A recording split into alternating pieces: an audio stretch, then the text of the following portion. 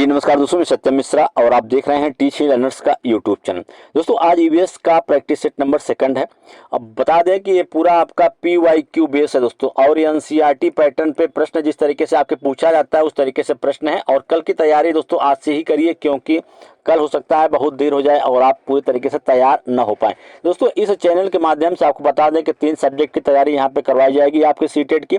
पहला है आपका CDP है, फिर EVS है, इसके अलावा हिंदी है। ठीक है, तो 90 नंबर की तैयारी यहाँ पे करवाई जाएगी। अगर आप जुड़ते हैं तो 90 नंबर यहाँ से आपको देखने के लिए मिलेगा। बिल्कुल भैया, आगे हम बात करें कि आपका जो ऑनलाइन आवेदन की जो प्रक्रिया है वो स्टार्ट है। सीटेट का जो 15 दिसंबर को परीक्षा जो है होने वाली है। ठीक है, चलिए यहाँ पे हम पहले प्रश्न की ओर बढ़ेंगे। पहला प्रश्न आपके सामने स्क्रीन पे दोस्तों आ चुका है, और इस प्रश्न में क्या कुछ पूछा गया है पहले प्रश्न को पढ़ेंगे, फिर उसका जवाब देंगे। ब्रेल लिपि के बारे में निम्नलिखित कथनों का अध्ययन कीजिए। बिल्कुल भैया, ब्रेल लिपि के बारे में यहाँ पे कुछ कथन दिए गए हैं और उस कथनों को आपको पढ़ना बताना है कौन सा कथन जो है वो बिल्कुल सही है। तो पहला है यहाँ पे कथन दिया है कि ब्रेल एक मोटे कागज पर डॉट्स या उभरे हुए बिंदु बनाकर लिखा जाता है। दूसरा कथन है यहाँ पे कि यह लिपि 8 बिंदुओं पर आधारित होती है। तीसरा है कि बिंदियों की पंक्तियों को एक नुकीले औजार से जो है बनाया जाता है। चौथा है कथन कि उठी हुई बिंदियां पर अंगुलियां चलाकर बच्चे जो है इसे पढ़ा जा सकता है। बिल्कुल सही कथन आपको इसमें से बताना है कि कौन सा कथन है यहाँ पे सही। तो चलिए सबसे पहले मैं आपको बता दूं कि बच्चों सहित कुछ व्यक्ति जो होते हैं नेत्रहीन हो सकते हैं। बिल्कुल भैया, बच्चे ही नहीं, कुछ एजेड लोग भी क्या हो सकते हैं, नेत्रहीन हो सकते हैं, जिनको आंखों से कम दिखाई देता है। तो बिल्कुल उनके पास चीजों को देखने के लिए बहुत सी सीमित दृष्टि होती है, और ऐसे व्यक्ति चीजों को छूकर या आवाजें सुनकर ज्यादा ध्यान से पहचानने की जो है कोशिश करते हैं। वे अपनी अन्य इंद्रियों को अधिक तेजी से विकसित करते हैं। और बता दें कि दृष्टिवादी व्यक्तियों के लिए सबसे लोकप्रिय साधन कौन सा है, ब्रेल लिपि। अगर हम बात करें तो ब्रेल लिपि जो है दृष्टिवादी व्यक्तियों के लिए सबसे लोकप्रिय संसाधन है। और इसे कब विकसित किया गया था, अगर हम बात करें तो ब्रेल लिपि को 1821 ईस्वी में भैया इसको क्या किया गया था, विकसित किया गया था। और ब्रेल प्रणाली में आपको बता दें कि 63 बिंदु प्रतिरूप या वर्ण होते हैं। 63 बिंदु क्या होते हैं, वर्ण होते हैं। प्रत्येक वर्ण एक अक्षरों के संयोजन एवं एक सामान्य शब्द एवं एक व्याकरणिक संकेत का क्या करता है, प्रतिनिधित्व जो है करता है। बात करें तो प्रत्येक बिंदु 3 बिंदुओं के 2 ऊर्ध्वाधर पंक्तियों के प्रकोष्ठों में व्यवस्थित होता है। तो इस प्रकार से हम यहाँ पे कह सकते हैं दोस्तों कि इसमें ब्रेल एक मोटे कागज पर डॉट्स बनाकर जो है लिखा जाता है। पहला कथन जो है बिल्कुल सही है। आगे चलेंगे कि यह लिपि 8 बिंदुओं पर आधारित। तो बिल्कुल भैया ये जो होते हैं लिपि 8 नहीं, बिल्कुल ये लिपि जो होती है 6 बिंदुओं पे आधारित होती है। तो दूसरा क्या हुआ दोस्तों, गलत हो गया। आगे बढ़ेंगे, बिंदियों की पंक्तियों को एक नुकीले औजार से जो है बनाया था। बिल्कुल सही, एक नुकीले औजार का यूज करके इन बिंदुओं की जो पंक्तियां हैं उसको बनाया जाता है। उठी हुई बिंदुओं पर अंगुलियां चलाकर इसे पढ़ा जाता है। बिल्कुल यहाँ पे आपको बता दें कि क्योंकि अंधा व्यक्ति है उसको दिखाई नहीं देता, तो वे अंगुलियां उसी वर्ड पे फेर के उसको पढ़ सकेगा, उस हिसाब से इसको जो है बनाया जाता है। तो इस प्रश्न का राइट जवाब ऑप्शन नंबर फर्स्ट दोस्तों यहाँ पे इसका राइट जवाब होगा। आगे बढ़ेंगे और अगले प्रश्न को यहाँ पे देखेंगे।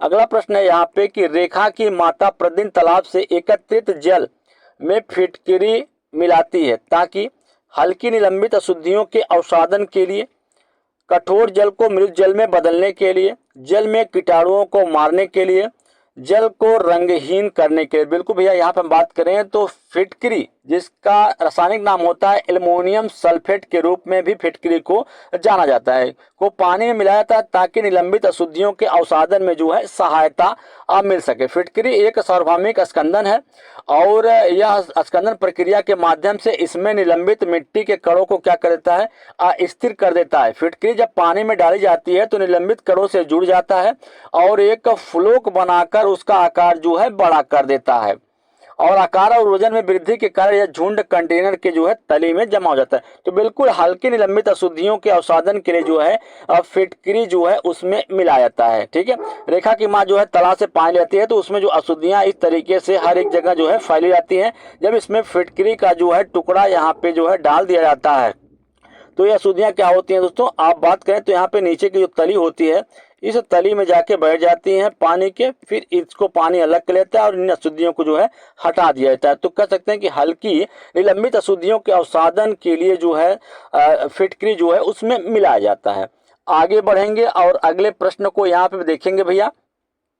अगला प्रश्न है कि कांच के जार और बोतलों को अचार भरने से पहले धूप में अच्छी तरीके से जो है सुखाया जाता है। ऐसा क्यों किया जाता है? पहला है कि उनमें धूल हटाने के लिए, नमी को पूरी तरीके से दूर करने के लिए, अचार को स्वादिष्ट बनाने के लिए, या उनका तापमान बढ़ाने के लिए। बिल्कुल भैया, खाद्य पदार्थों का खराब होना, स्वाद में बदलाव का विकास होना या बनावट का बिगड़ना, रंग में परिवर्तन और अलग अलग स्तर से पोषण मूल्यों के नुकसान के साथ जो है जुड़ा हुआ है।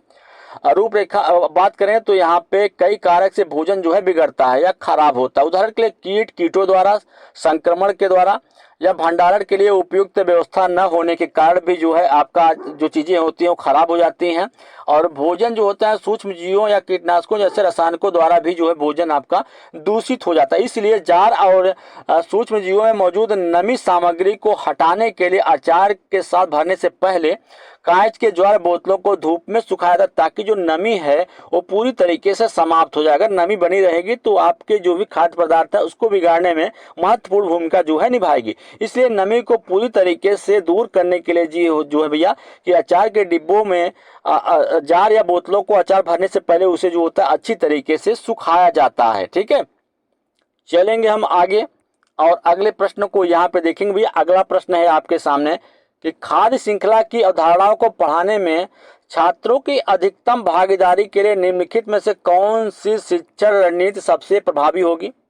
छात्रों को विभिन्न आवासों में संचालित होने वाले संभावित खाद्य श्रृंखलाओं का पता लगाने के लिए कहना, छात्रों से इंटरनेट से संबंधित जानकारी एकत्र करने के लिए कहना, विद्यार्थियों से ब्लैक बोर्ड पर लिखी विभिन्न खाद्य श्रृंखलाओं के सभी उदाहरणों की नकल करने के लिए कहना, या विभिन्न खाद्य श्रृंखलाओं को चित्रित करने के लिए, जीवों को व्यवस्थित करने के लिए उनके प्ले या खेलने वाले कार्ड बनाना। बिल्कुल भैया, अगर यहाँ पे हम जाएंगे तो प्रत्यक्षीकरण कक्षा में सिखाई गई जानकारी को संसाधित करने या संसाधित करने का एक शानदार तरीका होता है, जैसे चार्ट बनाना या ताश खेलना। अगर बच्चे को हम कोई चीज़ खुद देंगे उसको प्रत्यक्ष रूप से उसको दिखाएंगे या कराएंगे तो बच्चा जो है अच्छी तरीके से सीखेगा। ठीक है, तो यहाँ पे विभिन्न खाद्य श्रृंखलाओं को चित्रित करने के लिए, जीवों के व्यवस्थित करने के लिए उन्हें जो है प्ले कार्ड बनाने का मौका जो है देंगे, तो इसके सबसे प्रभावशाली तरीका जो है माना जाएगा। चलेंगे आगे और अगला प्रश्न आपके सामने स्क्रीन पे कि निम्नलिखित में से क्या पर्यावरण अध्ययन की कक्षा में शिक्षक के लिए आसान है? विद्यार्थियों को व्यस्त रखना, विद्यार्थियों को सूचना देना, विद्यार्थियों के विचारों को महत्व देना, विद्यार्थियों को सीखने के अवसर प्रदान करना। तो बिल्कुल भैया, यहाँ पे कहा गया कि पर्यावरण अध्ययन के कक्षा में शिक्षक के लिए सबसे आसान क्या है? पर्यावरण अध्ययन की कक्षा में एक शिक्षक के लिए जानकारी देना सबसे आसान काम या सूचना देने की बात जो की जा रही सबसे आसान यही होगा, क्योंकि यह केवल शिक्षक पर निर्भर करता है और विद्यार्थियों की अनिवार्य भागीदारी की कोई आवश्यकता नहीं होती है। शिक्षक इस विषय के संबंध में केवल वही जानकारी दे सकता है जो उसके पास है और यह आसान है, लेकिन शिक्षण का सबसे कम प्रभावशाली तरीका भी इसको कह सकते हैं। शिक्षण का सबसे कम प्रभावशाली तरीका जो है इसको यहाँ पे भैया माना जाता है, सबसे कम प्रभावशाली तरीका जो है इसको कहते हैं। विद्यार्थियों को व्यस्त रखना इतना आसान, बिल्कुल विद्यार्थियों को व्यस्त रखना इतना आसान नहीं होता, क्योंकि इसमें बहुत सारी गतिविधियों की योजना बनाना पड़ता है। विषय वस्तु को बहुत ही नवीन तरीके से प्रस्तुत करने के लिए भी बेहद सारी शिक्षण अधिगम सामग्रियों की आवश्यकता यहाँ पे पड़ती है। वहीं अगर हम बात करें कि उसके विचारों को महत्व देना, बिल्कुल विद्यार्थियों के विचारों को महत्व देना और विद्यार्थियों को सीखने के अवसर प्रदान करना भी जानकारी प्रदान करने की तुलना में कठिन है। ठीक है, बिल्कुल जानकारी सूचना देने की तुलना में ये दोनों भी क्या है, कठिन है। तो सबसे आसान यही है कि विद्यार्थियों को क्या करना, सूचना उपलब्ध कराना। चलेंगे अगले प्रश्न की ओर और अगला प्रश्न यहाँ पे आपके सामने कि इनमें से कौन सा खाना पकाने का सबसे अच्छा तरीका है? भूनना, तलना, सेकना, भाप से पकाना। तो बिल्कुल भैया अगर हम बात करें तो यहाँ पे खाना पकाने का जो सबसे बेहतरीन तरीका होता है क्या होता है? भाप से खाना पकाना। इस तरीके से खाना पकाने की तकनीक में भोजन तरल के ऊपर पकाया जाता है और वास्तव में जलमग्न नहीं होता। बिल्कुल भैया इसमें क्या होता है कि भोजन जो होता है जलमग्न नहीं होता है, जल में डूबता नहीं है। जलमग्न नहीं होगा तो जाहिर सी बात है कि जो खाद्य या पोषक तत्व हैं वो आपके भोजन में ही मौजूद रहेंगे। ठीक है, पोषक तत्व जो होते हैं भोजन में मौजूद रहते हैं, जिसका अर्थ है कि अधिकांश पोषक तत्व आपके भोजन में मौजूद रहते हैं और यह खाना पकाने का सबसे पसंदीदा और सबसे बेहतरीन तरीका जो है माना जाता है। चलेंगे आगे और अगले प्रश्न की ओर बढ़ेंगे भैया। अगला प्रश्न है यहाँ पे कि बच्चों को डैश के द्वारा प्रभावी ढंग से ईवीएस अधिगम में संलग्न जो है किया जा सकता है। पहला है कि कथाओं के द्वारा, बी है कि कहानियों के द्वारा, सी है कि शिक्षक द्वारा अवधारणाओं के प्रभावी व्याख्या के द्वारा, डी है कि शिक्षक द्वारा अवधारणाओं का प्रभावी प्रदर्शन और स्पष्टीकरण। A B C, A C D, केवल ए और बी, केवल सी और डी, ए बी और सी तीनों। तो बिल्कुल भैया अगर हम बात करें यहाँ पे बच्चों को प्रभावी ढंग से कथाओं और कहानियों के माध्यम से अधिगम में जो है संलग्न किया जा सकता है। बिल्कुल इसका राइट जवाब अगर बात करें तो इसका राइट जवाब ऑप्शन नंबर सेकंड इसका राइट जवाब होगा, क्योंकि भैया ये शिक्षण अधिगम प्रक्रिया के प्रभावशाली उपकरण होते हैं जो बच्चों के पढ़ने के विकल्प को क्या करते हैं? बिल्कुल व्यापक बनाते हैं।